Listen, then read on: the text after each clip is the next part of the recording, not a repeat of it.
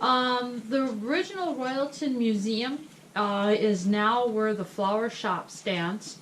The pictures that you see there are from the newspapers. Dr. Earl McGonigal and a group of men got together and wanted to put a museum in, and so we could house the original fire engine. And what they did campaigning. People could buy bricks. So there is a list. The larger piece of paper is people's names who bought bricks for it. We have the original blueprints for this building. We had to hire an architect, and within a few weeks the building was up.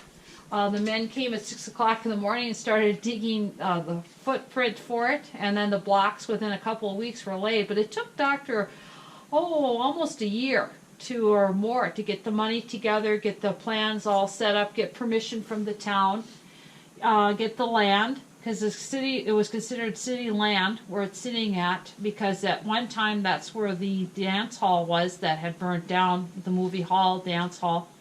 The back of the building, the wall could come down or come out so that the horse-drawn fire engine could be wheeled in, as you can see on your right-hand side from that picture.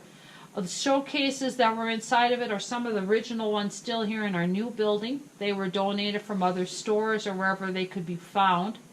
And then what are we going to do? So Doctor's wife was part of the Women's Study Club. And so Doctor went to the ladies and asked if they would help and clean it, run it. And so the Women's Study Club for many years was in charge of the museum. And then it went out. We're looking for things. And so people brought all kinds of stuff. Most of it which is here, some of it isn't.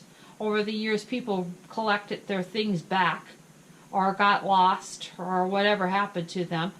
It started in 1955 when we got it built. And then it took until around 2000 or so or later when it was going into disrepair, and it was decided to get everything out because the roof was so bad. And instead of investing money in a building that had no heat, the electricity came from Luann Schrout's, the discount center. Originally, that's where the electricity was ran from. We then took everything out of the old building and stored it at the Royalton Elementary. At that time, there was room.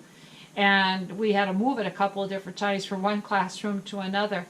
And then eventually the city will take over the building that we're in now, which it originally was supposed to be a doctor's and dentist's office and a drugstore, and it changed hands many times and became many things.